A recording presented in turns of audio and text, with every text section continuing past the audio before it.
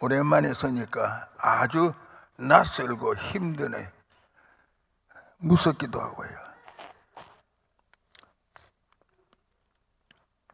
저는 제 뒷자리에 앉아서 예배를 드리면서 이상민 목사가 이렇게 이 교회 담임 목사가 돼가 하나님 앞에 영광 바치고 봉사할 줄 생각한 적도 없고 기도한 적도 없는 내가 하나님께서 이렇게 무성의한 놈을 갈지 아니하시고 이런 은혜와 복을 주셔서 이 교회를 잘 보고 있다는 거 얼마나 감사한지 몰라요. 그러면서 오늘 여기 서니까 이성은 목사 아들 이상민 목사가 아니고 이상민 목사 아버지 이성은 목사 이제 바뀌어졌어요. 차범근이하고 그 바뀌어졌듯이 이제는 서문교회 하면 이상민 목사고 저는 손님과 같아요. 근데 모처럼 서니까 오랜만에 하는 설교라 아주 둔하고 두렵기도 하고 퍽 자연스럽지를 못하네요. 오늘 특별한 걸 말씀을 드릴 생각은 아니고 그저 상식적으로 하는 문제를 가지고 좀 말씀을 드리렵니다. 제가 입버릇같이 많이 말한 말 중에 하나가 뭐냐면 하나님과 바른 관계라는 말이죠. 그건 내 18번이에요. 애당초 인간이 불행하게 된 것은 하나님과 바른 관계가 삐뚤어졌기 때문입니다. 예수님이 이 세상에 오신 목적도 인간으로 하여금 하나님과 바른 관계를 회복시켜 주시기 위하여 오셨습니다. 우리에게 귀중한 것은 하나님과 바른 관계. 그래서 성경의 죄라는 단어는 우리가 흔히 말하게 되면 윤리적인 죄, 그걸 자꾸 말 많이 하는데 그거는 죄가 아니고 그거는 죄의 결과예요. 성경이 말하는 죄의 원뜻은 바른 관계가 삐뚤어졌다는 말입니다. 하말티어라는 단어는 관역이 missing a mark, 표적이 삐뚤어졌다. 하나님과 바른 관계가 삐뚤어졌다. 왜 거짓말을 하느냐? 하나님과 바른 관계가 삐뚤어졌기 때문에 거짓말을 하는 거고, 왜 살인을 하느냐? 하나님과 바른 관계가 삐뚤어졌기 때문에 살인을 하는 거고, 모든 윤리적인 죄는 하나님과 바른 관계라고 하는 원인이 무너졌기 때문에 파생된 부작용인 것입니다. 하나님과 바른 관계. 오늘 저녁에도 하나님에 관해서 잠깐 말씀을 드리겠습니다. 원래는 구원이 뭐냐는 말씀을 드리려고 생각을 했는데 보니까 앞으로 금요일날 저녁마다 할 수 있을는지도 모른다는 이 얘기를 듣고서 그러면 조금 아껴놔야 되겠다 싶어서 구원이란 뭐냐? 우리가 구원받았다 그러는데 구원에 관한 성경 지식을 가진 것을 의미하는 게 아닙니다. 구원이라는 말은 사람이 달라진다는 겁니다. 그럼 나야 하늘나라에 들어갈 수 있는 거네. 그럼 난다는 말은 생매적인 동물적인 인간 가지고는 안 되는 거예요. 육으로 난 것은 육이요 영으로 나야 되는 거예요. 그런 의미에서 구원이라는 건 아예 생명의 리제너레이션입니다. 재창조인 것입니다. 그런 의미에서 구원이 뭐냐는 문제는 요 다음 시간에 말씀드리기로 하고 오늘 저녁에는 하나님에 관해서 하나님이 진짜 있나 없나? 하나님이 있나 없나 이 문제 다른 사람들 하나님이 없다라고 많이 말을 합니다. 과학자도 하나님이 없다 그럽니다. 불교에서도 하나님이 없다 그러는데 불교에서도 두 가지 갈래길이 있어요. 사람 속에 신적인 부처가 있느냐 없느냐에 따라서 갈라지는 겁니다.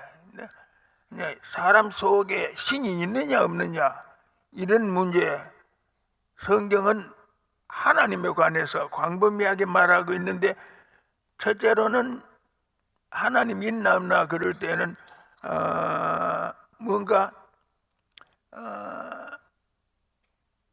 결과를 보아서 원인을 소급할 때에 아무래도 신기하다는 말에 더 설명을 붙일 수 없는 문제가 많습니다. 우리 사람에게는, 우리 사는 세상에는.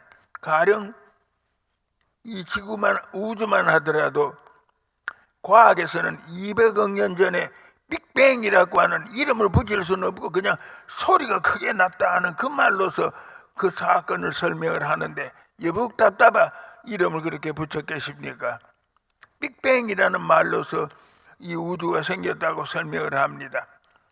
어느 날 갑자기 우주 안에 굉장한 폭발 사건이 하나 벌어졌는데 별 하나가 막 팍 터졌어요. 그 터지는 소리가 얼마나 컸는지 빅뱅이에요. 큰 뱅이라는 소리가 크다는 거예요. 그래서 요즘 과학자들은 그 빅뱅이 언제 생긴 사건이냐 그걸 찾으려고 소리가 공기 안에 아마 음파를 타고 아직도 뻗어나가고 있을 거니까 음파보다 빠른 전파를 통해 가지고 그 빅뱅이 언제 있었느냐를 찾으려고 지금 노력을 하고 있습니다. 그 말은 우주 안에 어떤 큰 별 하나가 막 터졌는데 갑자기 팡 하고 터지는데 터지는 그 별이 천조가리 만조가리가 갈라졌습니다. 그 중에 제일 큰 쪼가리가 뭐냐면 태양이 되고, 둘째로 큰 쪼가리가 뭐냐면 지구이고, 셋째로 큰 쪼가리가 아마 달이고, 그러니까 쪼가리가 갈라졌는데 그 별 하나가 터졌는데 그 별의 구성이 지구와 같이, 지구 속에는 용암이라고 하는 이제 불덩어리가 속에 있는 거 마냥으로 그 별 속에도 별 속에 불덩어리가 있었는데 별이 터지면서 불덩어리가 그냥 천쪽만쪽 갈라져 가지고 큰 쪼가리가 된 별 터진 쪼가리는 태양이 돼. 크니까 그 속에 열이 아직 식지 않아서 그대로 아직 뜨끈뜨끈한 햇살을 땅에 비치고 있고, 땅은 조그마한 쪼가리가 돼가지고 땅 속에 있던 불기운이 다 잦아져서 지금 다 식어져 간다 그래요. 그러는데 지구의 열은 그렇게 넉넉하지를 않아. 태양열을 의지하고 사는데, 그래서 빅뱅으로 말미암아 우주가 형성됐다라고 말을 하는데, 그런데 내가 이상한 거는 별 하나가 터졌는데 어쩌면 그렇게도 신기하게 별과 달과의 거리, 별과 해와 달과의 거리, 해와 지구와의 거리, 지구와 해와의 각도, 또 지구와 또 달과 그 거리와 각도, 그게 어쩌면 이렇게도 합리적으로 돼 있어서 멀지도 않고 가깝지도 않고, 지구와 태양이 가까웠더라면 벌써 불타지고 말았을 거예요. 적당한 거리에서 적당한 햇빛을 받고 지구가 때로는 봄, 여름, 가을, 겨울 또 그 떨어져 나간 쪼가리가 아직 뱅글뱅글 돌고 있으면서 빨리 돌아 하루에 24시간 만에 한 바퀴씩 돌아가 하루가 되고 1년에 365일 동안 자전을 해가지고 햇살, 햇빛, 달, 지구와 거리가 방향이 가까우냐에 따라 따뜻했다가 추워졌다가, 그래서 봄, 여름, 가을, 겨울이 되는데 모두가 신기한 거예요. 저 어렸을 적에 우리 집에 농사를 지어서 옥수수를 많이 줘요. 그런데 요즘도 있습니다만 옥수수 튀기는 기계 있잖아요. 펑 하는 거. 그 옥수수를 한 대 박주면 기계에다 넣고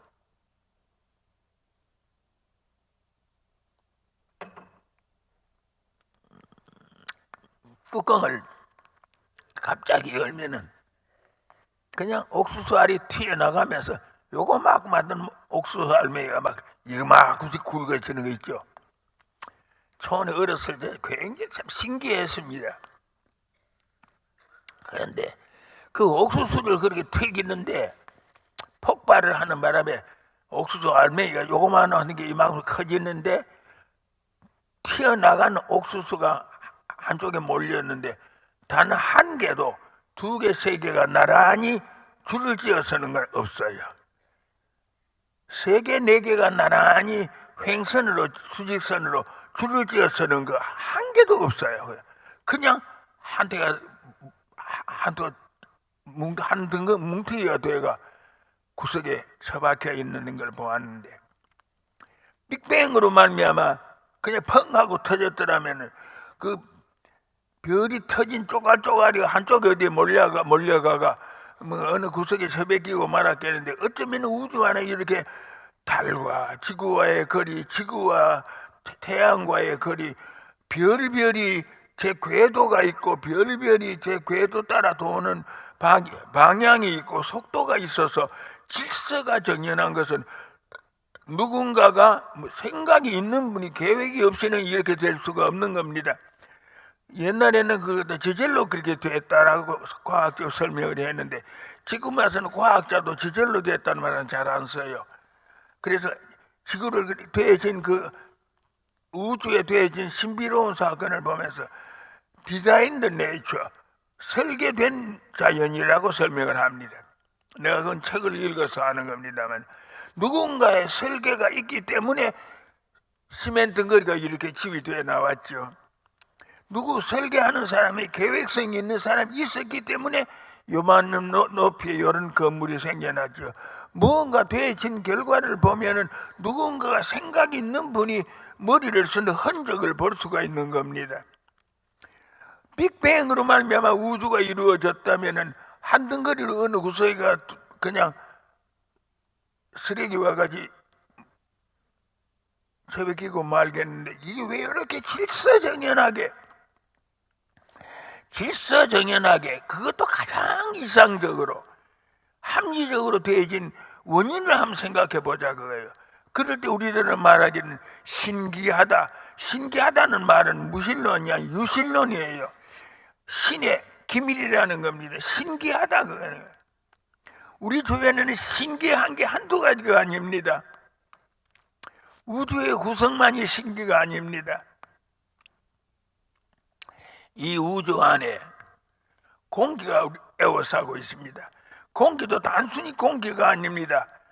공기 중에는 질소도 있고 이산화탄소도 있고 근데 중에 산소, 사람에게 필요한 것은 산소예요. 호흡하는 데 필요한 공기는 산소지 다른 질소나 다른 공기가 아닙니다. 이 산소는 33%. 이거는 높은 산에 가도 공기가 전체적으로 공기층이 약해지는 수가 있지만 산소가 더 많아지거나 더 적어지거나 그런 부분은 공기가 있는 곳에 33%라고 하는 산소는 산에 가도 그 33% 변함이 없고 바다에 가도 33%그 공기의 33%는 변함이 없어요. 이렇게 바람이 많이 불어 공기가 막 유통이 막 섞여지는데도 산소가 늘어나는 법은 없어요. 딱 33%. 그게 많아지면 공기가 너무 산소가 많아지면 병 걸려 죽어요. 우리 박인학 장로님이 수구버 다이버를 하는데 물속에 들어가 잠수하다가 물 밖에 나와가 조심해야 되는 거예요. 물 밖에 산소는 이제 물속에 기계로 말미암아 주는 산소보다 양이 많을 수가 있어요. 자연이 있는 산소는 공기 그게 산소가 많아지면은 무슨 병이 생긴대요. 그러니까 그 산소가 33%라고 하는 게 높은 산에 가도 33%, 밀림 속에 가도 33%. 신기한 누군가가 조종 안 하고는 그렇게 될 수가 없는 거예요. 누가 조종하느냐? 신기해. 신기 하나님이 계시다는 증거예요. 바닷물이 여러분이 저렇게 있는데 짜지요. 그 염분이 0.5%입니다. 0.인데 바닷물을 분석을 하면 소금 성분이 0.5%. 홍수가 저 중국 같은 양자강은 그냥 바다같이 막 밀려 들어가는데도 바닷물이 민물이 너무 많이 들어가니까 싱거워져가 고기가 죽는 법은 없어요. 그렇게 민물이 많이 장마가 져가 계속해서 밀려 들어가는데도 물을 한만 섞는데도 염분이 0.5%가 0.3%가 됐다가 0.1%가 됐다가 그런 법은 암만 비가 와도 바닷물의 짜기는 그대로 짜요. 더 짜지도 않고 더 싱겁지도 않아요. 누군가가 조종하는 사람이 있기 때문이거든요. 누가 조종하느냐? 신기하잖아. 누가? 그게 바로 하나님이에요. 그렇기 때문에 하나님이 계시다는 사실을 만물을 조용히 겸손히 더듬어 보면은 하나님이 없다 소리를 감히 못해요. 또 예를 들어서 그 다음에 우리 멀게는 그만두고 가까이 봄날이 되면 민들레가 핍니다. 노란 꽃이 피었다가 지고 나면 하얀 솜꽃이 핍니다. 솜털이 뽀얗게 그냥 어쩌면 그렇게 보더라고요. 바람이 불면은 그 솜꽃이 파래해지면서 솜꽃 하나하나가 호로 날아가지고 공중으로 올라갑니다. 땅으로 바로 내려가지 않아요. 공중으로 날아 올라갑니다. 날아 올라가다가 보면은 그때 나무 가지 어디가 걸려가지고 기다리고 있다가 비가 오면은 그 솜털에 비가 젖으면은 또 떨어지는 거예요. 그렇기 때문에 느티나무나 큰 나무 밑에 가면은 이 민들레 모자리를 버는 것 같이 막 쏟아져 있는 걸 봅니다. 근데 민들레가 왜 노란 꽃이 피었다가 지고 솜털꽃이 피어가 왜 그렇게 올라갔다가 비 맞고 땅에 떨어지는가? 그냥 꽃이 피었다가 씨가 맺어가 그대로 다 떨어지면 어미 민들레가 인구 문제가 생기는 거야. 굶어 죽겠거든. 자식들을 멀리 좀 이사를 내보내가 널리 흩어져 살아야 되겠는데 또 하나님께서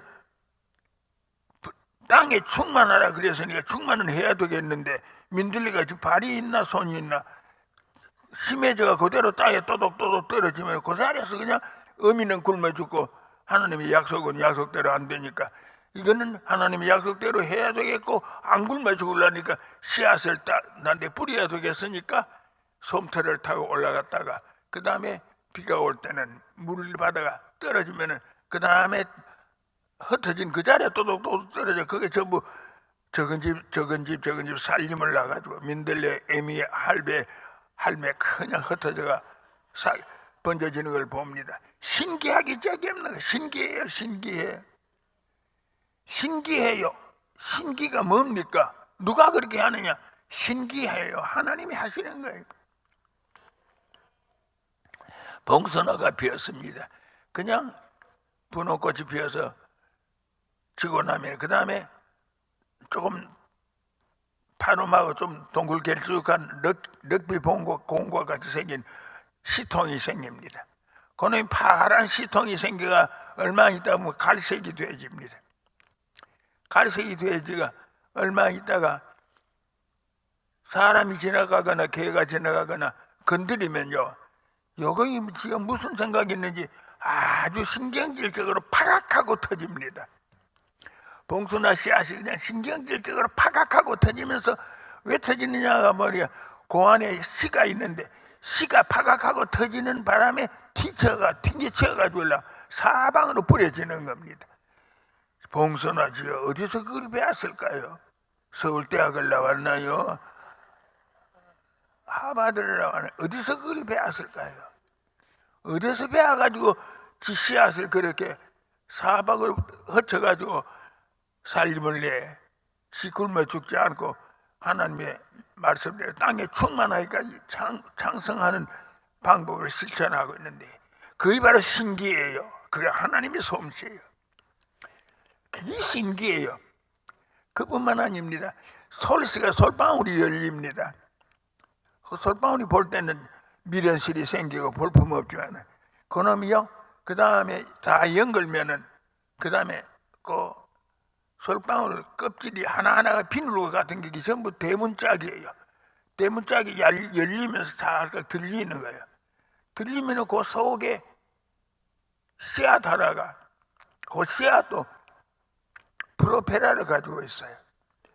라이트 형제가 비행기 프로펠러를 거기에서 힌트를 얻었다 그럽니다. 서울시에 날개가 있어요. 바람에 떨어지면서 중력의 법칙 따라 아래로 떨어지면서 그냥 떨어지는 게 아니라 포를 돌아요. 뱅글뱅글 돌면서 멀리 날아갑니다. 날개로 날아가는 게 아니라 그 중력의 법칙에 따라 아래로 떨어지면서 무게 중심이 아래로 있는 거로 떨어지면서 뱅글뱅글 돌아요. 멀리 돌아가가 소나무 씨앗을 사방에 뿌리면서 종자가 분포되는 걸 봅니다. 모든 씨앗이 다 그래요. 도깨비 바늘이라고 하는 들풀도 그래요. 이거는 손발이 없으니까 다른 방법은 없고 씨앗 끝에 아주 까칠까칠한 가시 자잘한 게 가득 붙어 있어. 지나가는 사람의 치맛자락이나 바지 깔레에 신세를 지고 달라붙어 버려요.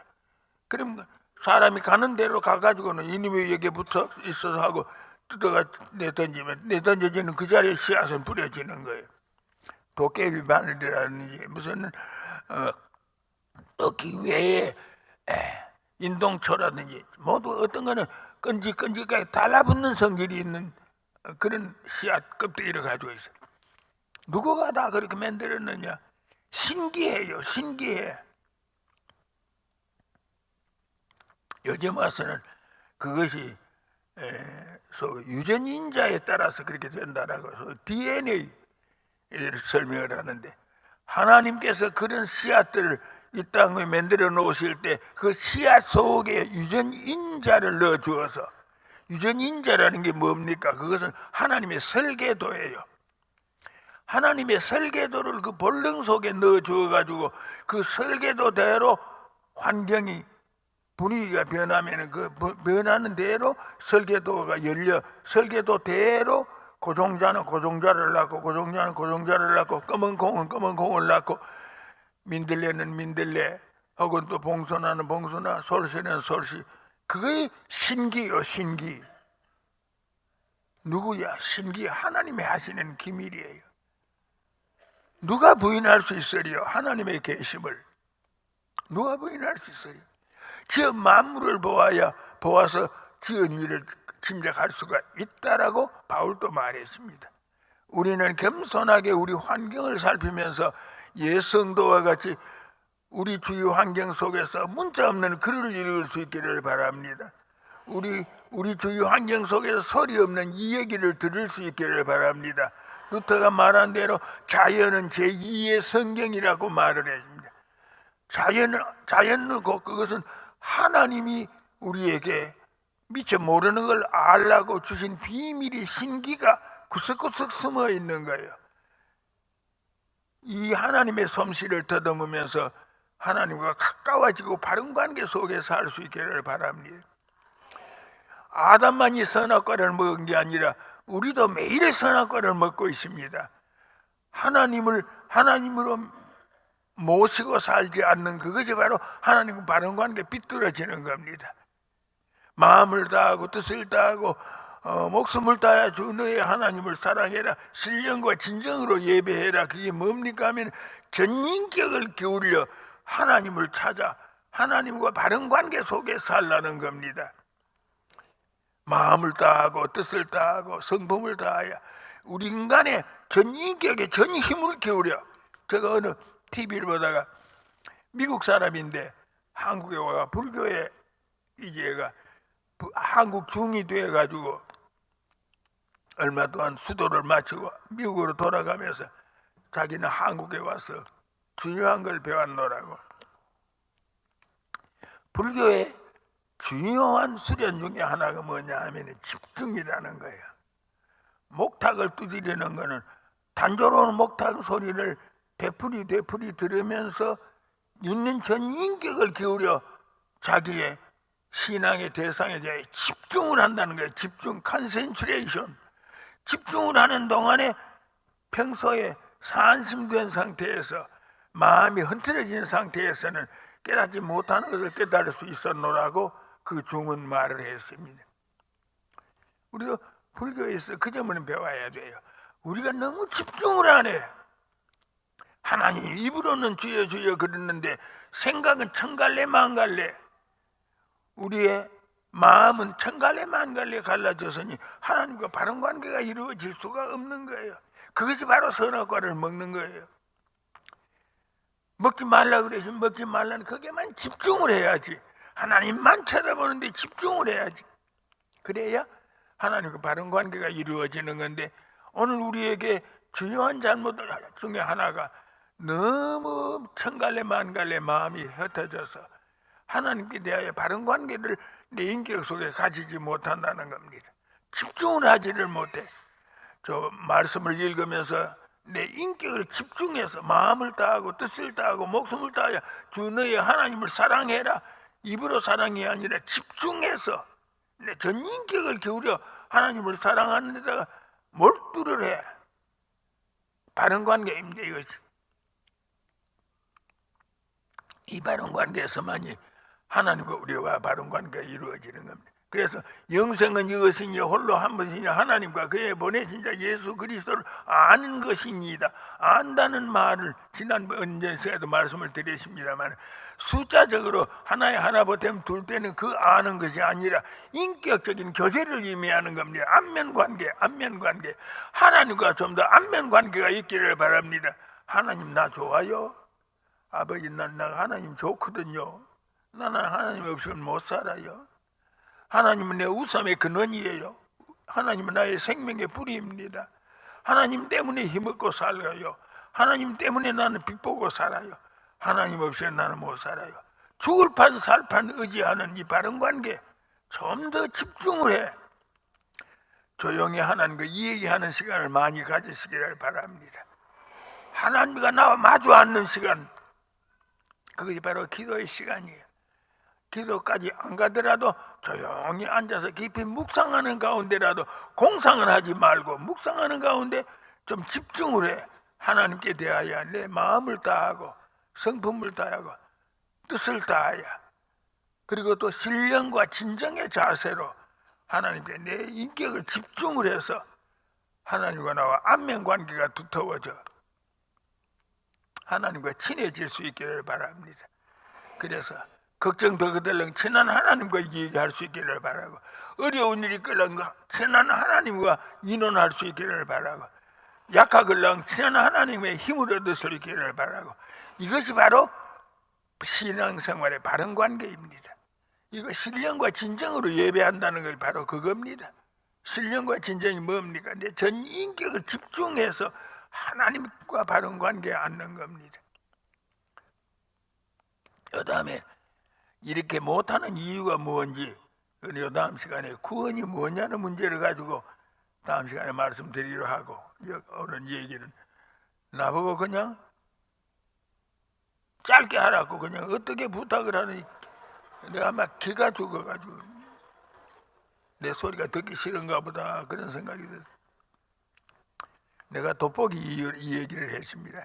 하나님과 우리와 바른 관계가 얼마나 중요하냐면요, 여기 돋보기가 이만한 게 하나 있습니다. 예를 들어 돋보기는 차디찬 돌멩이입니다. 돋보기 이건 아무것도 아닙니다. 이 속에 불이 있는 것도 아니요, 열이 있는 것도 아니요. 그러나 이것이 태양과 방향을 바로 하고 거리가 정확하면은 태양의 불을 땅에 끌어다가 불을 찌를 수 있는 겁니다. 우리의 심령은 돋보기와 같은 겁니다. 여러분이요, 집중하시기를 바랍니다. 하나님을 향하여 바른 관계 속에 돋보기는 태양과 방향이 발라야 되고, 거리가 너무 멀어도 안 되고 너무 가까워도 안 되고, 거리가 발라야 되고, 방향이 태양은 저기에 있는데 이래도 안 되고, 딱 태양을 보고 바른 관계 속에서 땅에 딱 집중을 하면은 태양 불을 끌어다 땅에 불을 찌릅니다. 태양에 불을 끌어다 땅에 불을 찌를 수 있습니다. 내 비록 유리 쪼가리와 같은 동맹이와 같을지라도 내 자세가, 심령의 자세가 하나님과 바른 관계에 앉을 때에 돋보기와 같이 집중을 할 때에 하나님의 사랑을 끌어다 땅에 사랑을 불지를 수 있습니다. 하나님의 능력을 끌어다가 땅에 내가 그 능력을 나타낼 수가 있는 겁니다. 이것은 비연한 예입니다마는 실제입니다. 나는 건강해. 하나님, 대구가 전도해도 도무지 말을 안 듣는데, 아버지, 나 지금 소원 하나 있는데, 지금 나 죽거들랑 대구 하늘에 떠도는 소리로 남게 해주시옵소서. 세례 요한은 광야에 외치는 소리라 그랬는데, 나는 대구 하늘에 그 허공중천에 울리는 소리가 되어 예수 전하고 하나님 자랑하다가 사라질랍니다. 대구여 회개하라고 막 부러지고 사라지고 싶다고 그래 기도할 때, 그러다가 어떤 때 아버지 하나님요, 할 수 있잖아요. 나 대구 하늘을 허를 날아다닐 수 있게 해주시옵소서. 낙동강 위로 저거 걸어 다닐 수 있게 해주시옵소서. 그래서 사람들이 날 보고 저 사람이 아니다, 나 사람 아니라고. 나는 중생한 자는 육으로 난 자는 육이요 영으로 난 자는 영이야. 영이라는 말은 사람이 아니라는 말이요, 고깃덩어리가 아니라는 말이요, 동물적인 유전인자의 산물이 아니라는 말이요, 영으로 난 자는 영이에요. 우리는 모두 다 영으로 난 자가 되어 허공중천을 날아다니면서 밀폐되는 공간에도 드나들 수 있는 예수님의 부활 몸이 그래했습니다. 우리 모두가 다 그렇게 되어져서 여러분을 통하여 살아계시는 하나님이 증명되어지는 사건도 일어날 수 있기를 바랍니다. 하나님과 돋보기와 관계와 같이 초점만 맞고 거리만 발라지면 하나님의 권능 내 권능 될 수 있는 겁니다. 내 자랑을 위해서가 아니라 하나님의 영광 나타내기 위해서 여러분 모두 다 하나님의 권능에 돋보기가 되어서 하나님의 살아계심을 증명할 수 있기를 바랍니다. 다니엘도 똑같은 우리와 같은 유전인자를 DNA를 유전받은 고깃덩어리예요, 동물덩어리예요. 그러나 하나님이 함께 하실 때 그는 하나님의 권능을 나타낼 수가 있었습니다.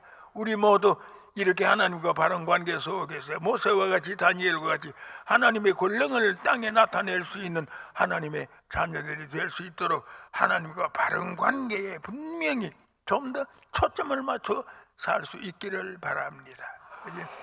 이 다음에 문제는 이렇게 되어지는 방법, 문제는 이 다음에 계속해서 말씀드리기로 하고 오늘 여기까지 말씀드립니다.